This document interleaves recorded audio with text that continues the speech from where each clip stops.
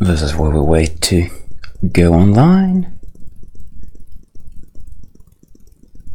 And it seems to be starting.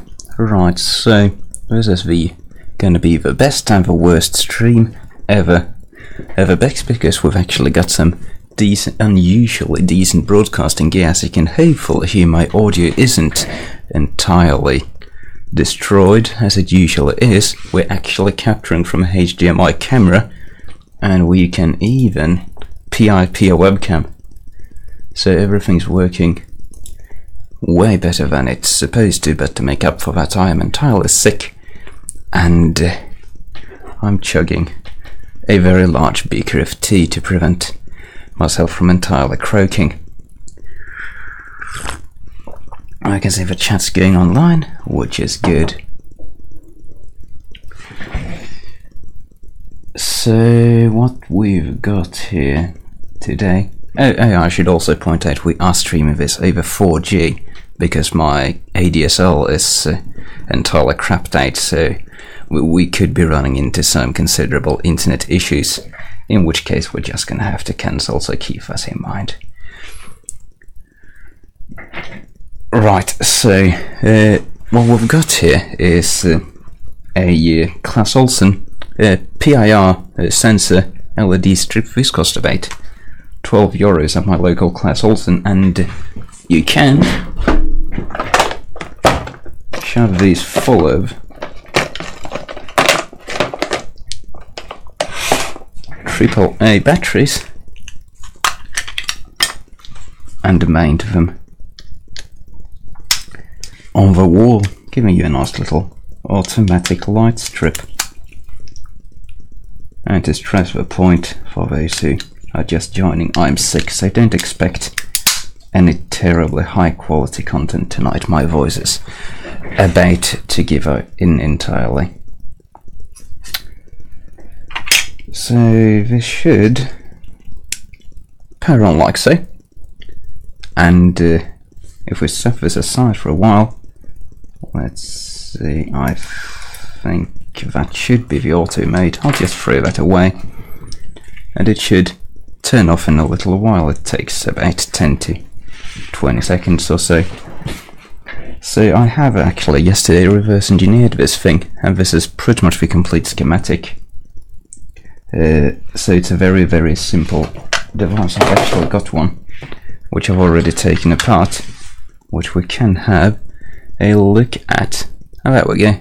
That's the other one turned off. Now if we just wave it around a bit, it turns back on. So they do work very well.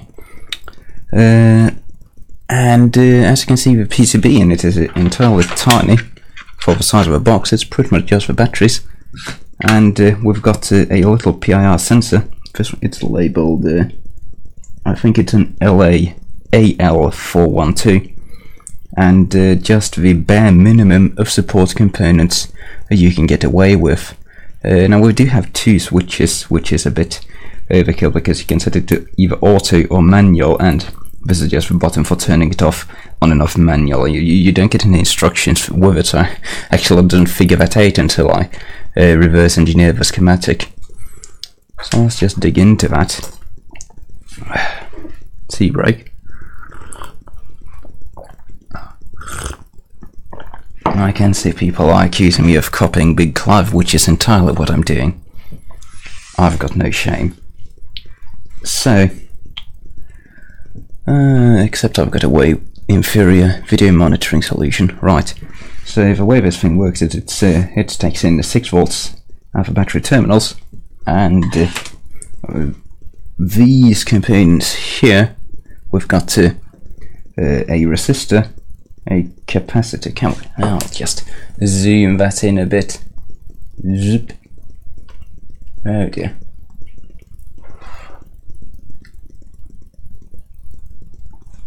There we go. So we've got from the positive terminal here, we've got a resistor, a capacitor, a xenodiode, and another capacitor, and then another resistor. And those would be the components we've got here.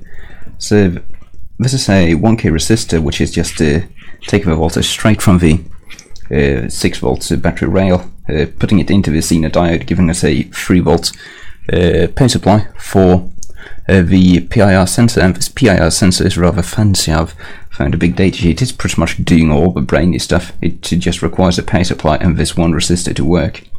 So the capacitor just decoupling, going straight to ground, and this resistor here is a bit magical. It's 750k, and as you can see, it's going from the 3 volt rail into a pin on the PIR sensor. I should probably write that out.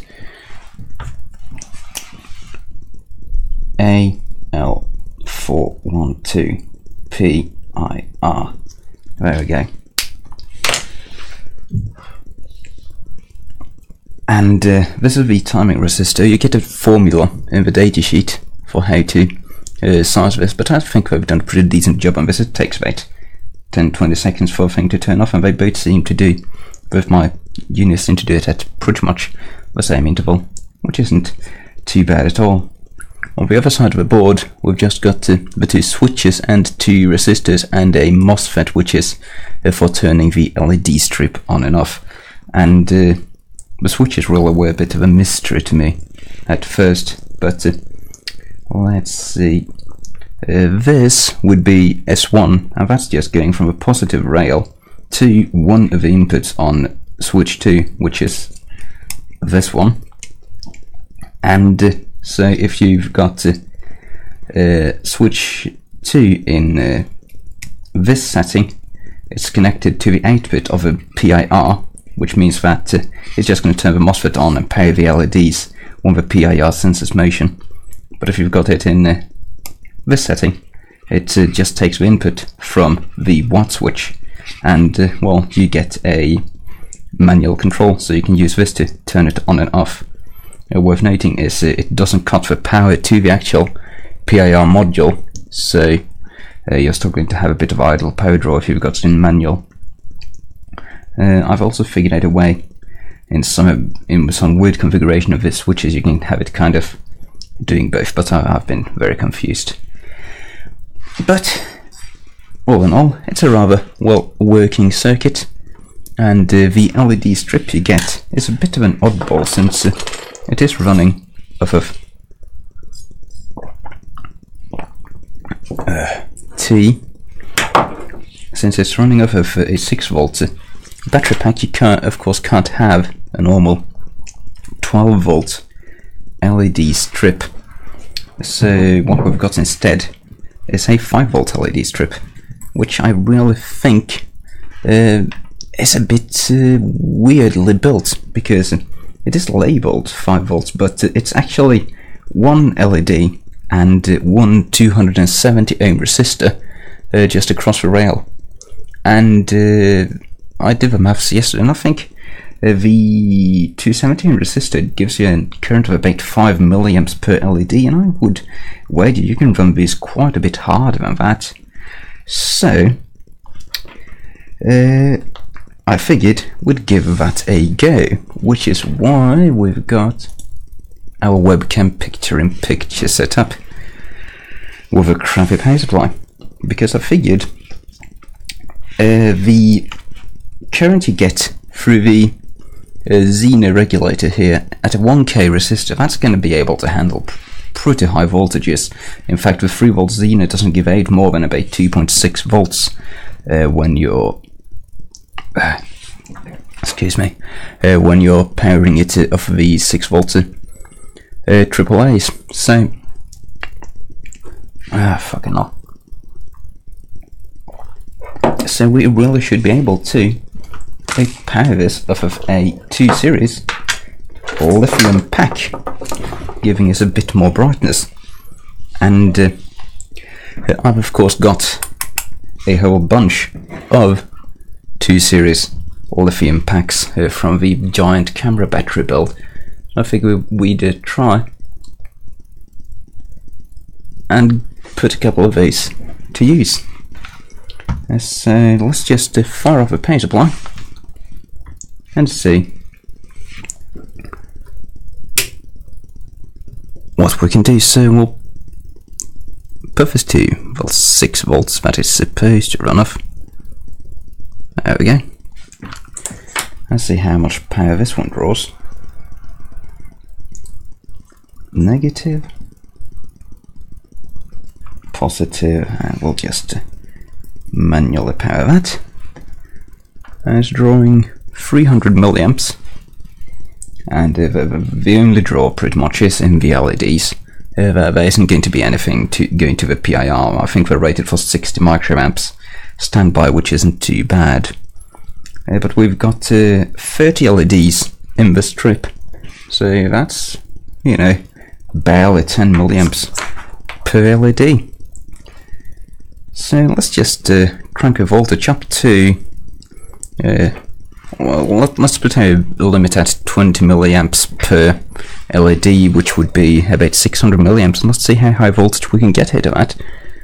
So 8.4 obviously being our goal. Yeah, I don't think we're going to be frying this strip by running this off of a 2 series lithium pack, really, because that's, if I grab this, they're not running extremely warm. They are extremely bright. These don't seem to be too bad LEDs. They are warm white, by the way, so you're not getting horrible cold white LEDs. These are useful, pretty decent home lighting devices. So, with that in mind, let's measure the voltage across the scene so that we're not actually frying our poor PIR sensor here. 3.2 volts. Could be that we might want to increase the value of that 1K resistor just a bit, because 3.2 volts is relatively high. Let's measure the voltage drop across the 1K limiting resistor. Now that would be 5 volts. So I'll just crunch the numbers for a sec there. Oh god, was I just covering off the entire camera with my head? Sorry about that. I'm sick. I've got an excuse. So I'm going to run the numbers. 5 volts across a 1K resistor is going to give us... What is that going to give us? 5 volts. Resistance 1000 ohms. Yeah, that's going to give us an idle draw of 5 milliamps, which isn't very good. So in order to run this off of this plan like this, we really do need to increase the value of this resistor. But I'm not going to do that tonight, I'm too tired. So we'll go the other direction, because I've also got a whole slew of these single cells. This is a 5 amp hour lithium cell, and I think these will also run just fine off of a single lithium cell. The sound is pretty bad. That's weird. I haven't not heard. Huh. To me the sound is absolutely perfect.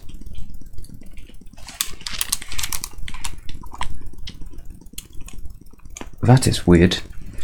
I know people are complaining about low-res image. Well, we are only streaming 720p. The audio should be good. My monitoring audio is good, so there's nothing I really can do about that. The sound is fine. Okay, fair enough. Let's just move on. So, let's see how well this thing works off of a 3.7 volt supply. Another thing you also could do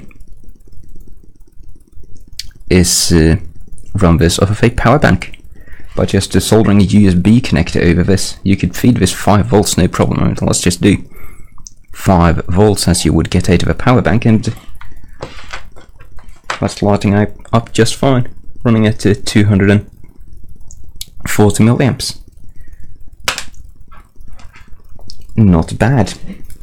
Let's just step that down to 3.7 volts and see how well it works. There we go, 3.7. So at this stage the LEDs are turning rather dim. Now they are still quite useful. Let's turn off a light. That's 180 watts CFL gone, so it's not too bad. It would certainly be useful still in a dark environment. And at 3.7 volts, the voltage across our Xena is 2.64. Oh, you absolutely cannot see that. There you go. Voltage across the Xena. 2.7 volts. And I have tested that the PIR actually works. There we go. I swapped it over to the PIR mode and it's powering the strip just fine. Now I wonder if it is running fine at 3.7 volts. I wonder what value of a regulation resistor we want, what value of this resistor we want in order to maintain this voltage at 8.2 volt, because I might actually try and make this into an 8.4 volt strip. So we're dropping 1.12 volts there with the PIR active. 1.12 volts over a 1K resistor. What's that give us? 1.2 volts we'll get with. That's about 1 milliamp. So we want 1.2 milliamps over at a 5-ish volt drop. 1.2 milliamps, and that gives us about 4K. So let's try and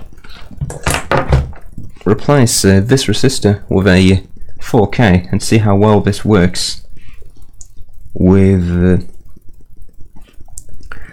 a 8.4 volt 2-cell lithium pack, because I think that could work out rather well. The LED strip is going to survive it just fine. So give me a moment while I dig out a suitable resistor.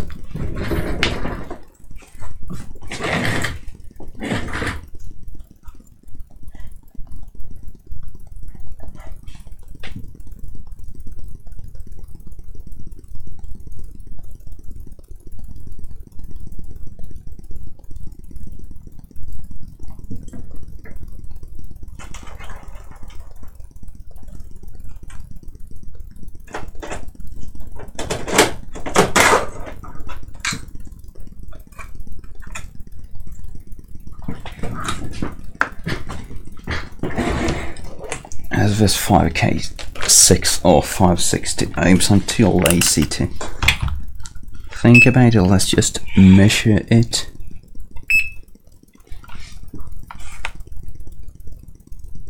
$5K6. That actually just lends us at a pretty high idle current draw, which I think we might not even need. So let's just do about 10K actually. 10K.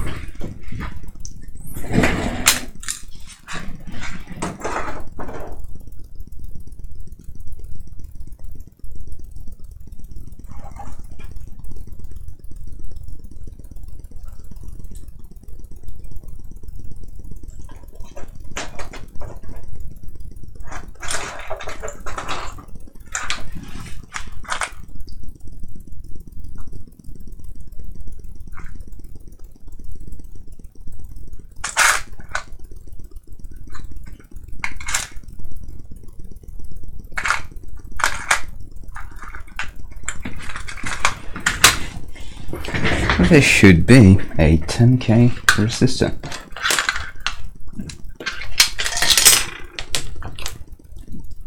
Oh, it's a 100K because I don't have adequate lighting at the component cabinets. I think there's a 100K. It's a 100K, that's way too high.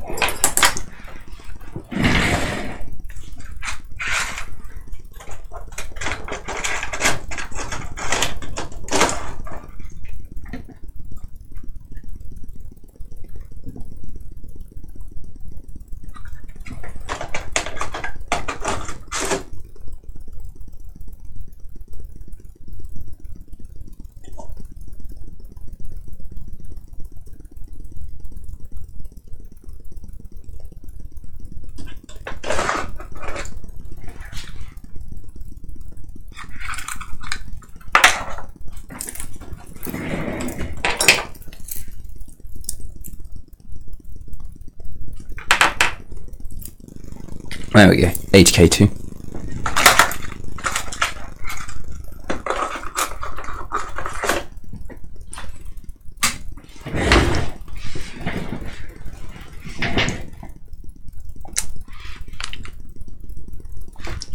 Let's see what we've just got to say while we're waiting for the soldering iron to heat up.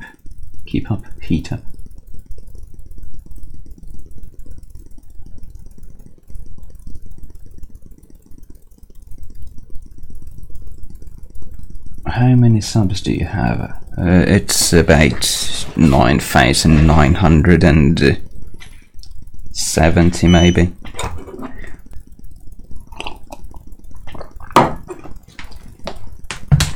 That's the soldering iron heated up. Let's turn this off and replace our resistor.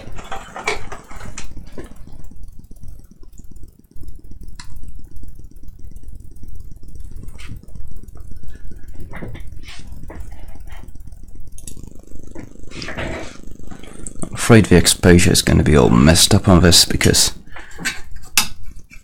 this camera just does not do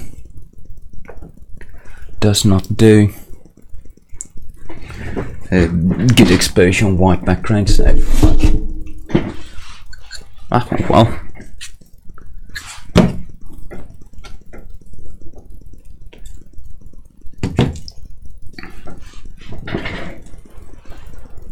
This is where I'm going to get my head everywhere in frame and ruin everything.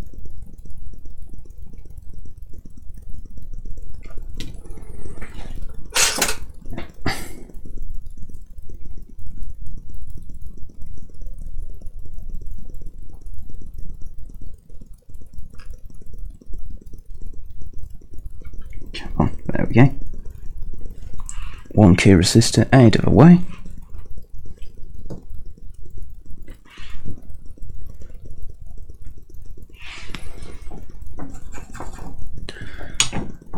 And let's just tin those pads like so. And do an excellent job mounting this giant through-hole resistor on our A603 footprint.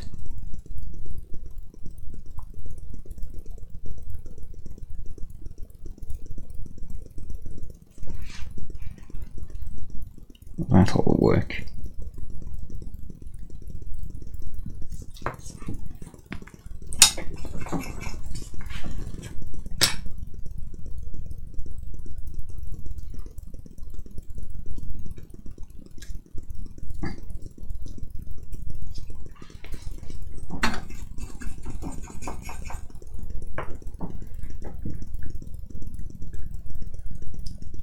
Have you got a cold? Yes, I do. I am not feeling very good at all.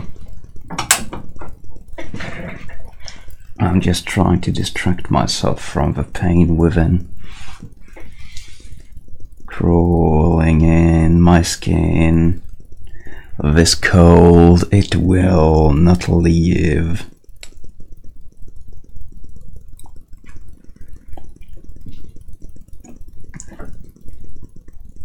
On you go. Come on.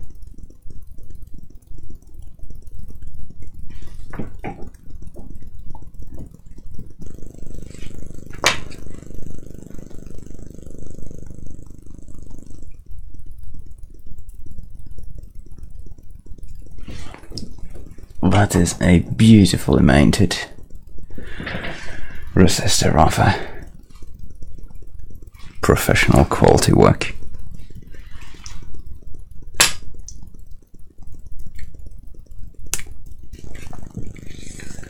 So I think this will now work decently on an 8.4 volts lithium cell.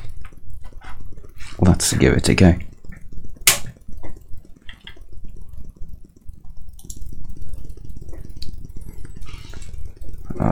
My fucking throat.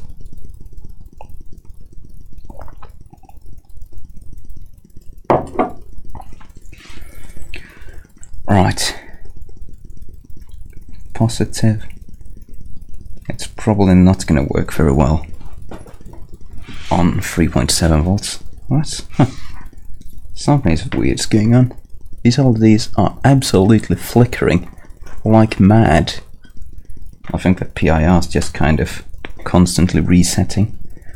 So let's just turn the voltage up.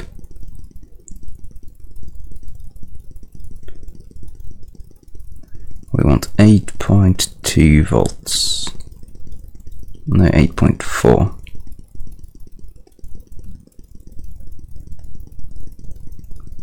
There we go. So it is powered on. Let's see what our supply voltage is. It should be pretty much 3 volts.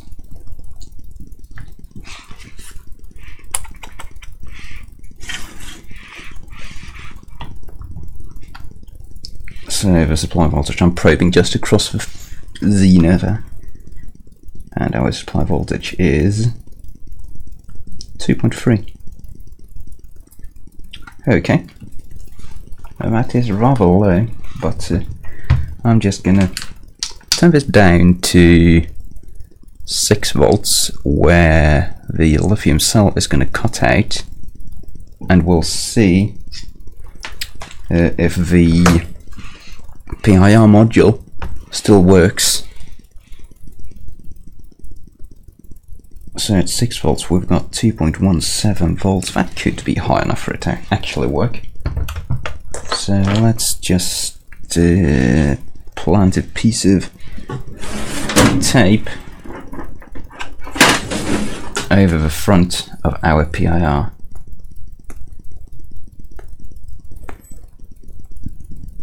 DIY Tech says it lights up rather decently. Well, we are in constant exposure mode, so big changes in light is going to make a decent impact on how it looks on camera. It does, I mean, we are drawing 300 moles, we are talking several watts of LEDs here, so you would expect them to be rather bright. There we go, that ought to block out most of the light, I would hope.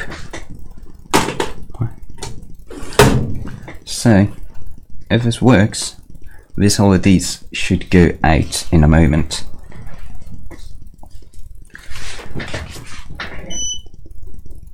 And the soldering eye is just playing up again.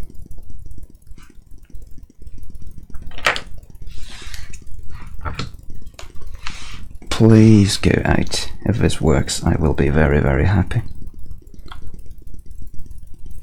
My throat. How many meters is that strip? It is 1 meter. You need to keep in mind this is a €12 device, but you could pretty much daisy chain a lot of these. Come on, LEDs, I just want these to go out. The limiting factor in this device is going to be this transistor here, which is turning the LEDs on and off. In fact, I think we're driving it a bit harder than we actually should, since with a full charged battery this is going to draw you know, over half an amp, and that half an amp for a SOT23 is a bit high.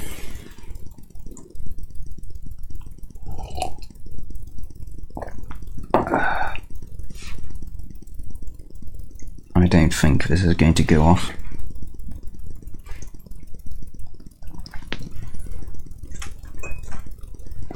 Let's turn this off and then back on again. No, that's clearly not. That's just stuck on, isn't it? Right, let's try.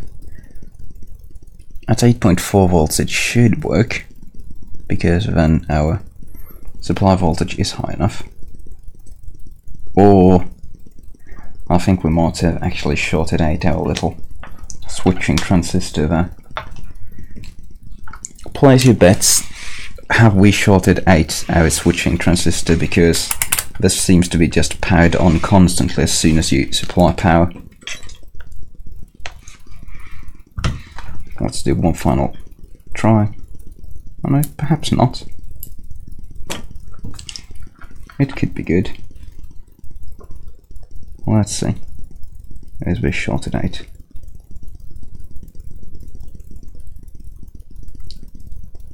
No, it's not shorted out. Okay.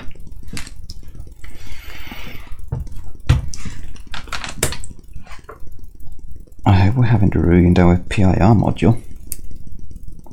I know.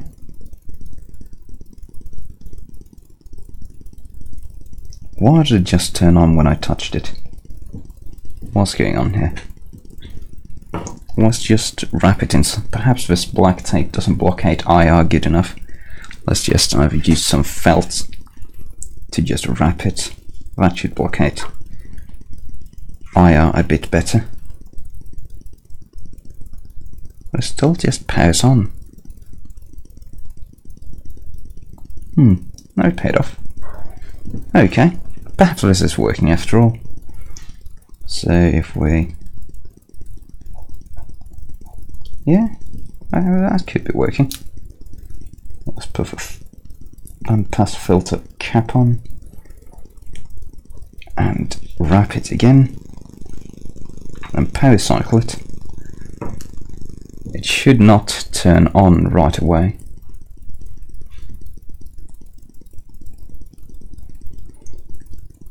Come on. Okay, it's off. And if we wave our fingers round here, it should turn on. Okay, I think this might be working. The question is how long that switching transistor is actually going to last.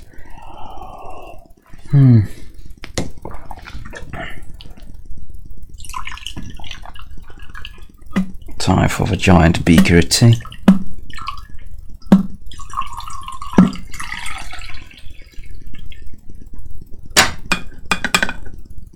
This is a coffee press, by the way. Best way to make tea.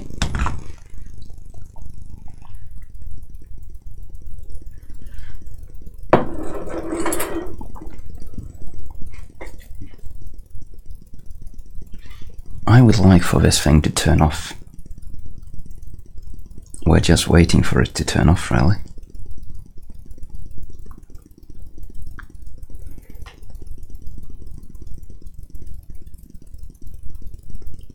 Please turn off. Okay, I can't be bothered waiting much longer. Let's power it down, adjust the voltage down to 6 volts and see if it works at all at 6 volts. Because that does make a difference. So it does the turn on, turn off thing where you connect the battery. If I turned on when I was monitoring it,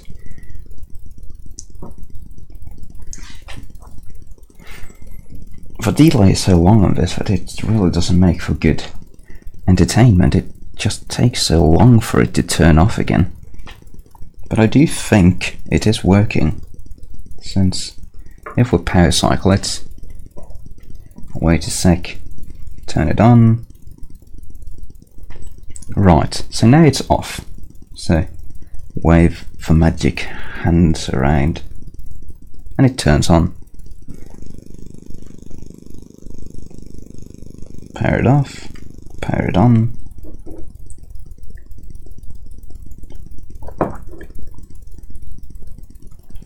Wave the hands around and it turns on. I wouldn't think that's due to any kind of electrical noise. I think that works. The chat is asking, do we have any markings on the SOT tranny? We do. It is labelled. I don't remember. We'll have a look. It is labelled A2. The transistor is labelled A2. imagine it's capable of handling. It would be rated for 500 milliamps. That would be my guess.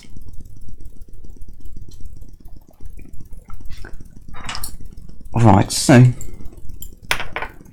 I'm just gonna assume that this works because I can't be bothered actually waiting for it to turn off right now.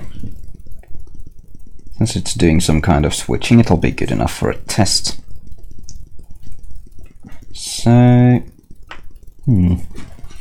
well, we could just move on to another point of interest, because the thing I want to do with these is I've got a very dark corridor upstairs where no light enters, and if you go there at night you're pretty much screwed because there's no light switch either. So I want to take one of these and just put it in the ceiling so it illuminates a rather large area. And in order to do that, the 1 meter strip isn't enough.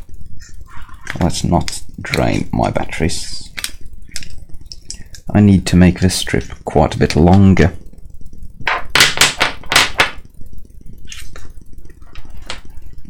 So, I'm thinking I'm just going to cut this up. We've got 30 LEDs. So, how does that divide down? 30 LEDs is 6 times 5. I don't want 5 pieces, I want like 3 pieces. So if we take 10 LEDs, hey, it turned off. It did turn off. It turns back on. So we can power this. The modified board, we can power that from a 2-cell lithium battery. Sweet. That is excellent. So let's just go on to modifying that strip instead. So what I'm going to do with the actual LED strip is cut it up into 3 pieces with 10 LEDs in each, and just put about a meter of wire in between, so we get a much longer reach for it. Because well, this is a nice size for lighting a cupboard or something like that. If for lighting the long corridor that I want to light, it's just not practical. Someone asks, can you power it from AC? Well, you can power it from anything that puts voltage across these terminals. If you want to do something AC powered, there are better options available though. The point of this thing is to be battery powered, because you can just stick it on a wall. Well, that's just 1, 2, 3, 4, 5, 6, 7, 8, 9, 10. So we'll cut this right there. 1, 2, 3, 4, 5, 6, 7, 8, 9, 10. We'll cut it right there.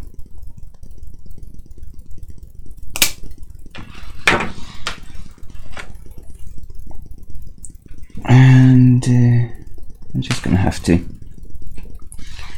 clean this up slightly to get access to soldering it without going through the silicon covering. There's the underside. I can't do it on the underside. Time for some surgery. And let's just move this bloody camera forward so you don't have to keep watching my head.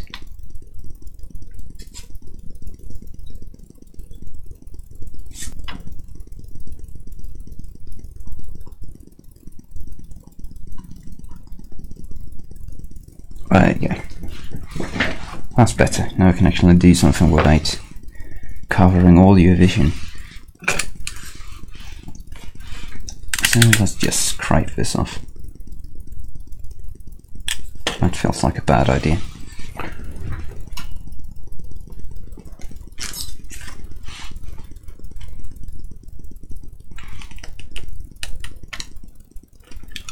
Why? This is some very durable silicon. Very durable indeed. Yeah, we can kind of solder that way, so I'm just gonna go and cut me some wire and we'll be on our way.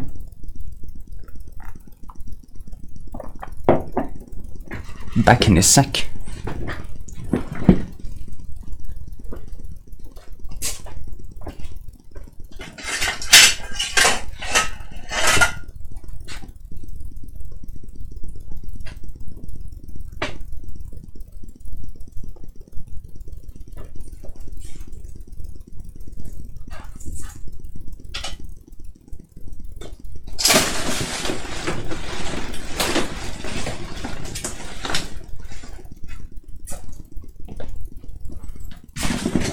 Here's my tangle of old Cat 5. Perfect for any application. These are actually 24 gauge American wire gauge wires. These can actually handle 3 amps, making them perfect for all kinds of medium power projects. So let's space these 8 by 8 1 meter. And I've of course got no 1 meter reference handy, so I will be back in a sec again. I need to fetch my ruler.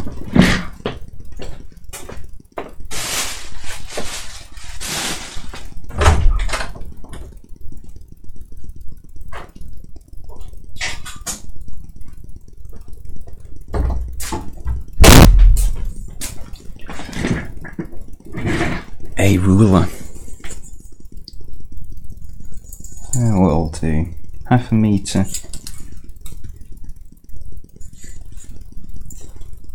One meter.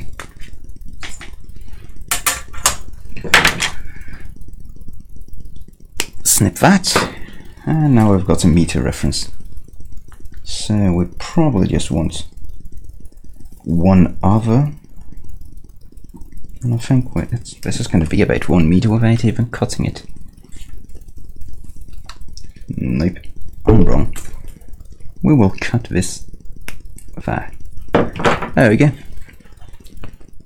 Couple of extension wires for our LED strip.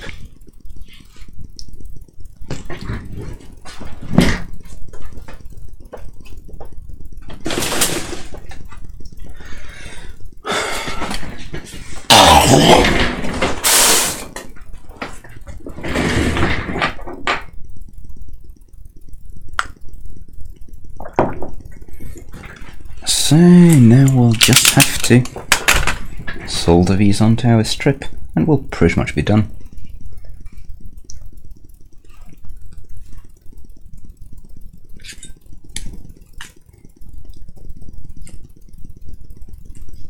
Oh.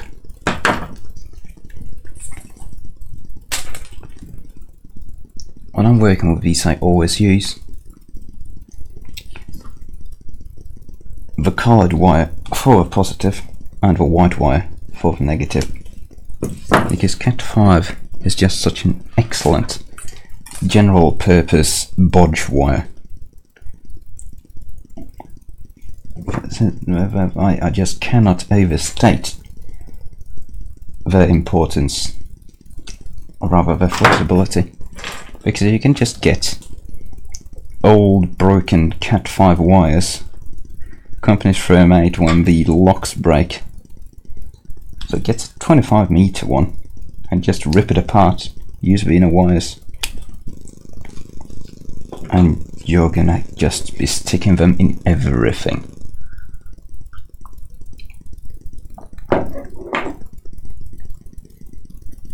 What is wrong with your throat? I've got a cold.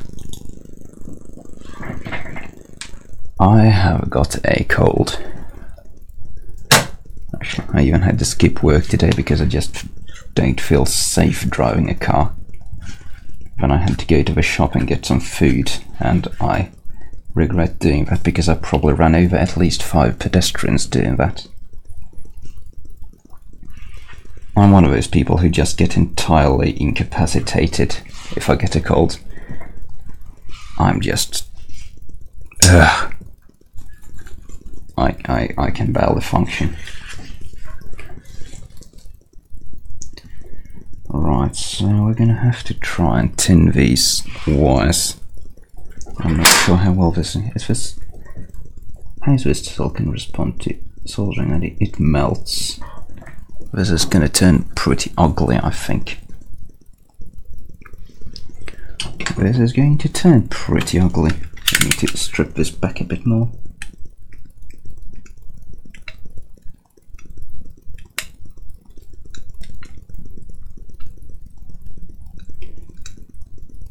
I'm just cutting this between the silicon and the PCB.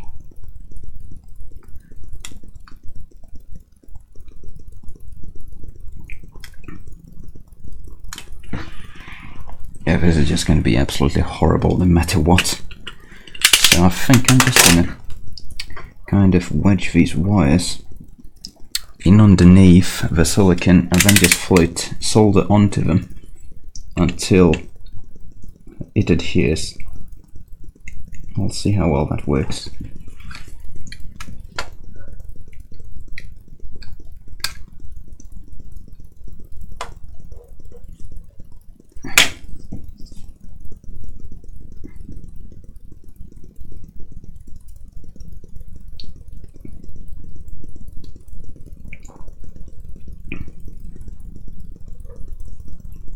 Okay, that's not going to work at all because you cannot get it to stick properly. We're going to have to try and cut a piece of the silicon off, but really it is ridiculously durable.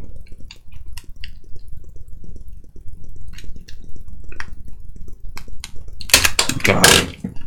Well, that goes for notebook.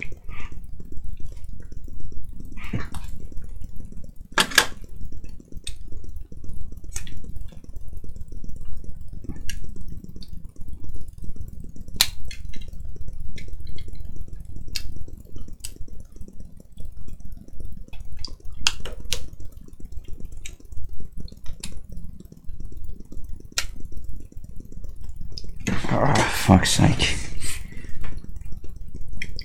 Get cut off, please. I have to commend whoever built this thing. They have used quality silicon.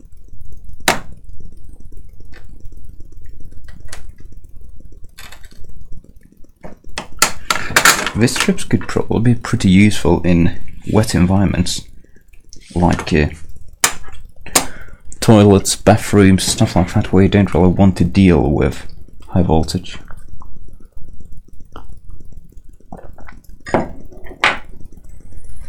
Why did you buy silicon LED strips when you're going to use them inside? Because it's what came bundled with a product. They're not replaceable. See? The strip just comes out of a module.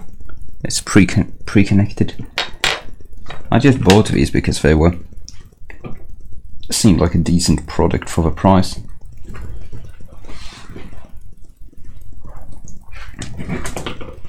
€12. I think €12 for this product is quite fair. If you make a similar thing from like stuff you've sourced from eBay, you're gonna get away cheaper. But for something off the shelf, stocked locally, I really don't think €12 is all that bad, because you're getting the PIR module, the little case, and the LED strip, all pre-connected, ready to go, all ready to hack.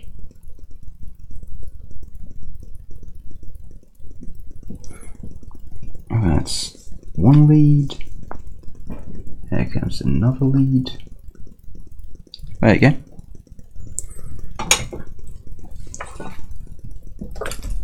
I just need to do this 3 more times.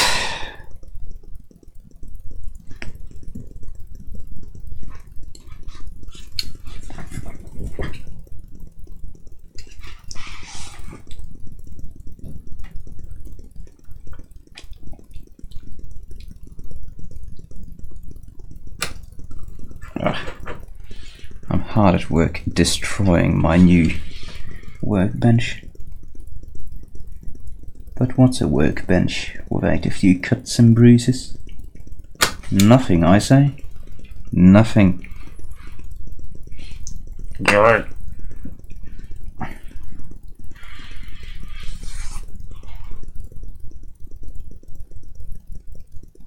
We are so close.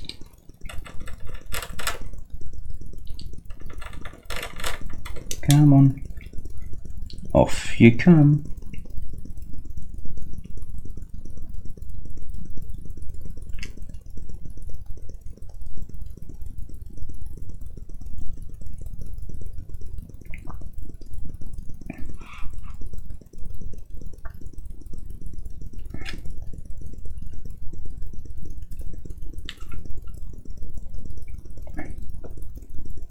Come on. This is embarrassing.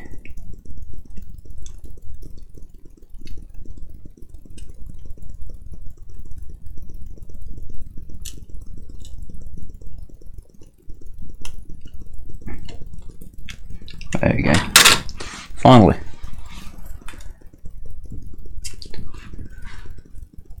Someone says, when I peel these epoxy silicone coatings, I put the knife between the PCB and the coating. And then I do that and put the silicone between the table and cut it. That probably works, but I can't really flex anything good enough to actually do that, since we've only got a couple millimeters there to do it, so I don't quite dare. That's probably a good technique though. I like the sound of it. Perhaps we can try and do a similar thing here. Perhaps. I will give it a go.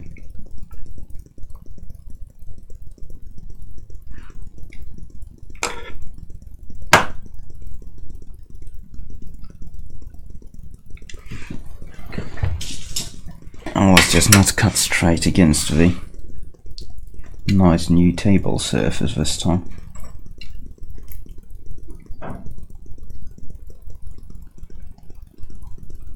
There we go. Let's see how well this works.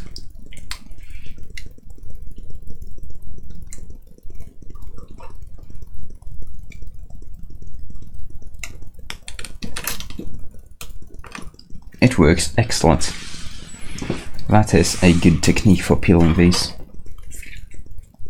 So let's just do it that way for the last one. We'll just stick the knife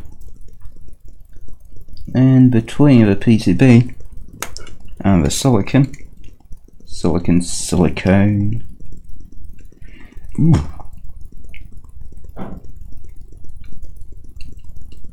Which is not as easy as it sounds.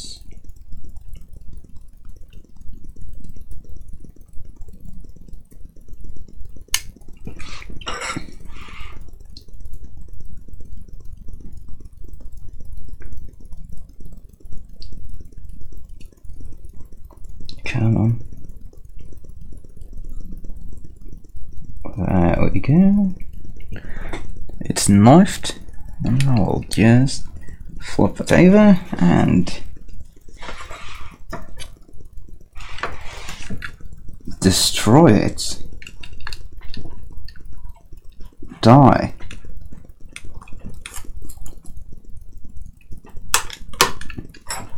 Death. Excellent.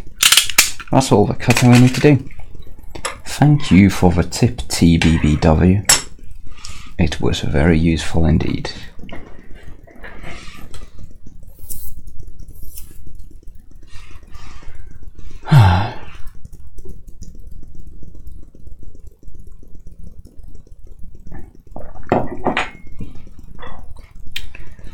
Let's just solder these together. There's the one. Oh dear. Oink. There we go. So there's one we did before. Let's just keep the chain going.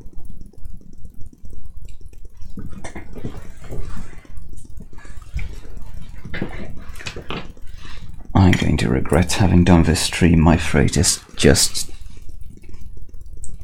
Oh, that went well.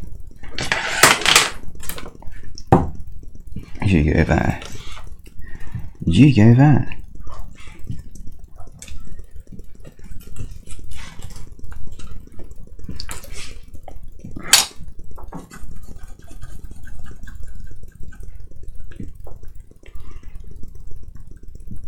People are talking about the transistor. Someone says it's rated for 23 milliohms. I don't believe that. I think you've got the datasheet for the wrong transistor.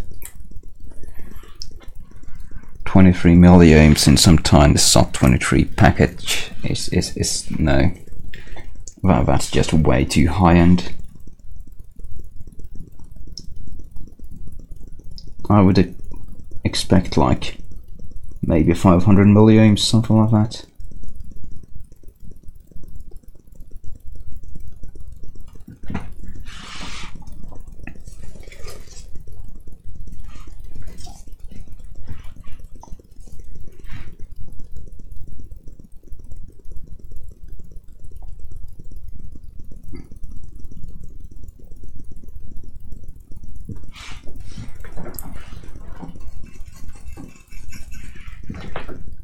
Oh no, that's not tinned properly at all.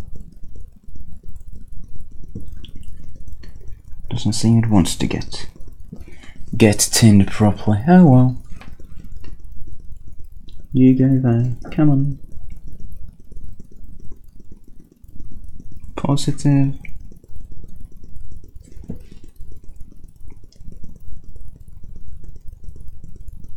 Negative.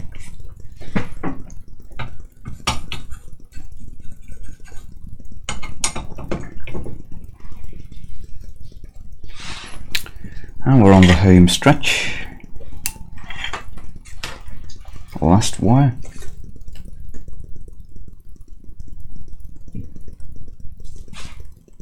Perhaps I can zoom you in slightly.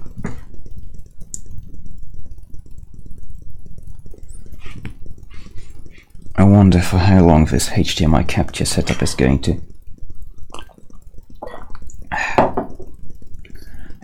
last. I actually had to rebuild my capture PC into another case the other day because the HDMI capture card you're looking at just refuses to work in any of the PCI Express slots on that computer, save for the topmost one.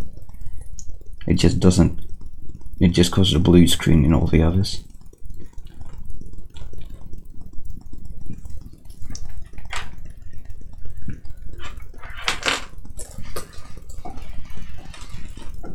And the old case the computer was housed in was one of those old cases where the top slot is just not cut out. So I literally could not install the HDMI capture card in the only slot where it would actually work without causing a blue screen, which was mildly annoying, to say the least.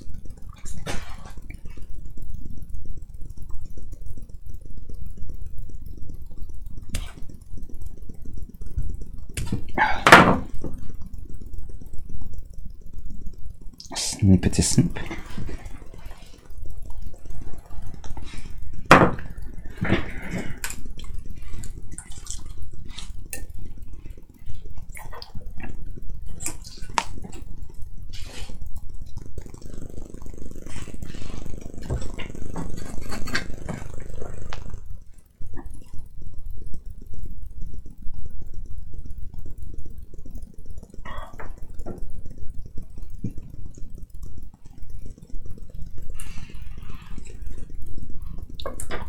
Green to positive, white to negative.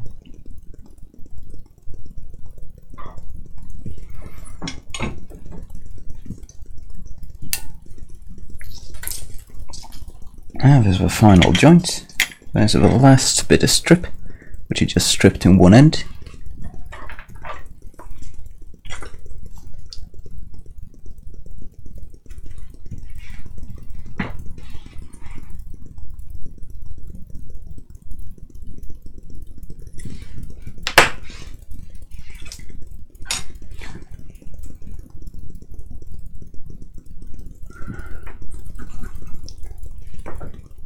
Rob Fee says, I think I just killed a cheap HDMI monitor by putting too low a voltage into it. I would not be surprised. Often the voltage regulators actually cannot handle the high current if you put too low a voltage in them. I've seen many cheap TVs explode when people have just put like a 12 volt power brick into a 24 volt TV, because the regulator will run just fine on 12 volts. It's just that the power device is not rated to handle the much higher current, so it just runs for a minute and then explodes.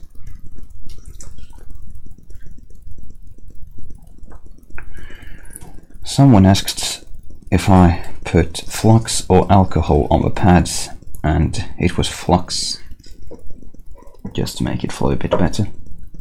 Since this has been encased in silicon, I would not imagine it being very oxidized. But flux makes the tin so much happier to move around.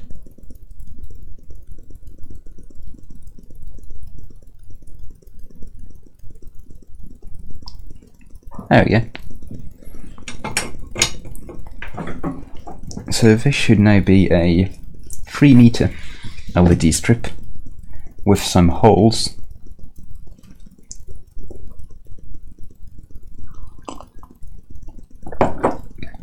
So I think if we do a little polarity sanity check first and zoom out so you guys can actually see something. I've got green to positive, green to positive, green to positive, green to positive. Yeah, that should be good. So if we put 6 to 8.4 volts into this, it should light up. And it does. It's turned off. And it's turned on with a wave of a hand. That's not too bad. It's drawing 320 milliamps. So that's how you turn one of these little Clas Ohlson thingies into a 2-cell lithium or 9 volt battery if you want to harm yourself. Power device, you just replace this 1K resistor with an 8.2K and it probably works well. It could be that I have to actually change that down to a like 5K maybe, because we do have a rather low supply voltage right now, I think. Let's give it a test. Measure over the Xena. So at an empty battery we're just getting a 2.1 volt supply to the PIR sensor, and it's rated for 3 volts and 3 volts only. So I've got no idea how well this is actually going to work in the long run, but we'll find out. And a fully charged battery.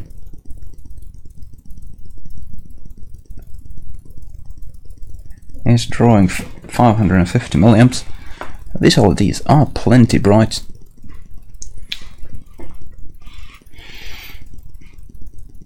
So yeah, I think I'm going to end it here. Oh, just for the sake of it, let's actually power this from a lithium battery,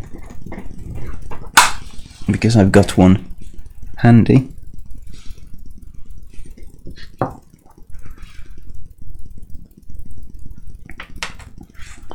So I'll get rid of the power supply, get some better probes.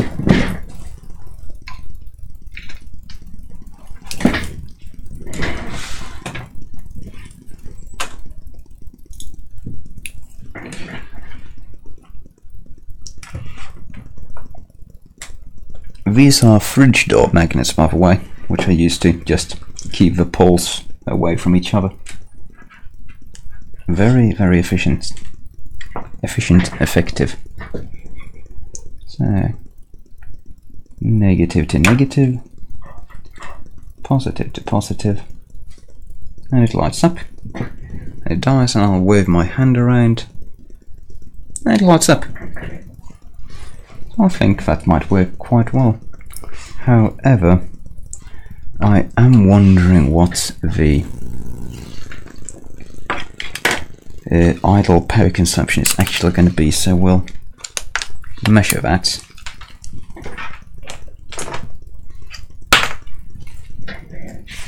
So we'll turn this off and wrap it in felt so it doesn't turn on.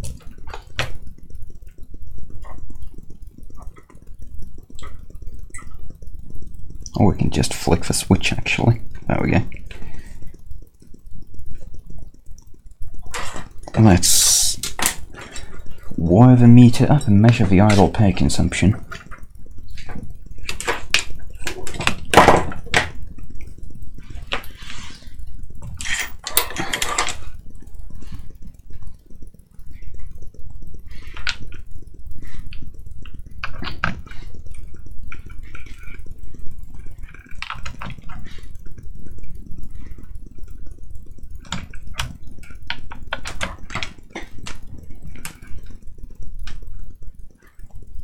My god, are we having streaming issues?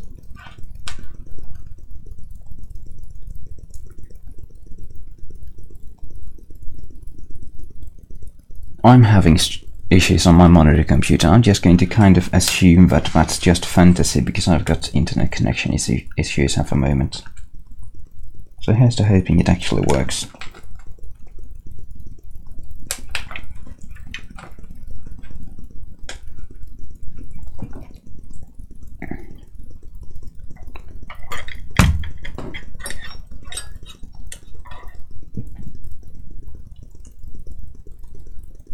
Okay, I'm now worried I'm getting like a blank screen of a stream. Give me a sec, I'm checking over the technical difficulties. Oh no, there we go. Looking fine. Right, so we're on the milliamp range. Why is my Xpatia all screwy? I don't know. Let's see how much current we're drawing. 0.6 milliamps. That is rather high, actually. That's not gonna last very long. At all.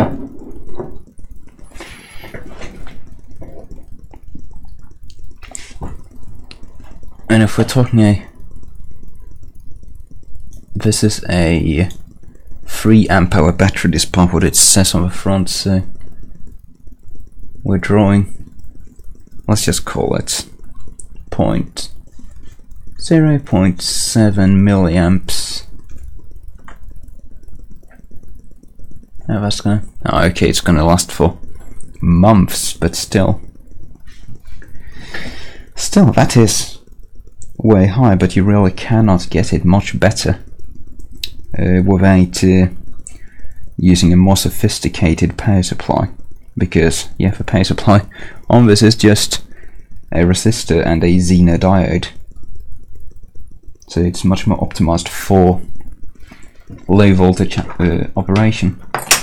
In fact, if we bring in the other strip and just use a single lithium cell to power it, I bet we're going to have a much lower idle power draw than this. Let's give it a go. Do the same thing. Put these to one side. Put this one back on the charger, actually.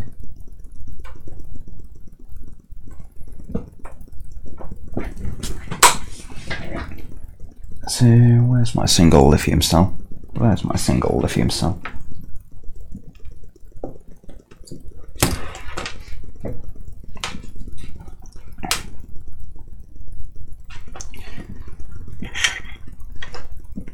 And where is the unmodified? Right, so here's the unmodified unit. So we'll just clamp onto that with a single lithium cell and see what the idle power draw is.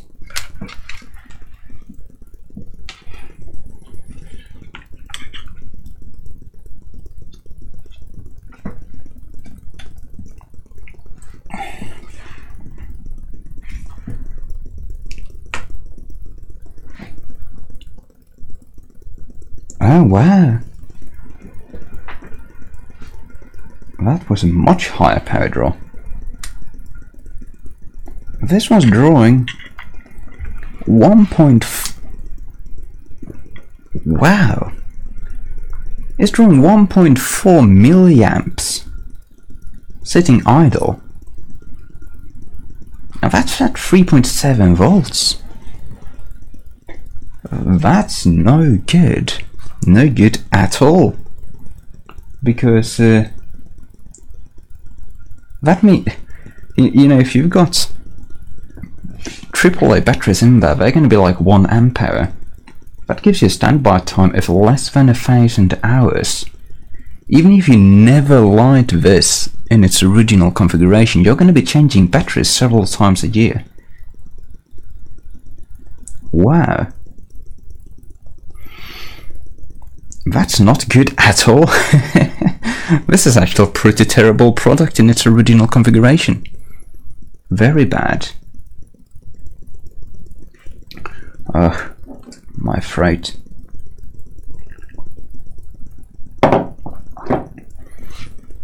Yeah. A good modification for this thing would be to use some kind of LDO to power the PIR, because the Zener method just uses way too much idle current. But I guess that'll have to be something for the future, because I don't think I've got any suitable 3 volts regs lying around. Or rather, I'm rather certain I don't. So, in our modification of this board, we've actually enabled it to run from a bigger battery while drawing half as much idle power, which is not bad. In my application, this is going to run so much that the idle power consumption isn't really that big of a deal. But in the usual application for something like this, you put it in the cupboard or something, you're going to have very long idle times, so that's not very good. Not very good at all. But I'm just going to put this back together now and install it upstairs. Now that's going to be the end of this stream, because I'm pretty much just going to have to go and lie in bed now. I am entirely dead. So I'm going to have to thank you all for watching, and I'll see you around. Bye.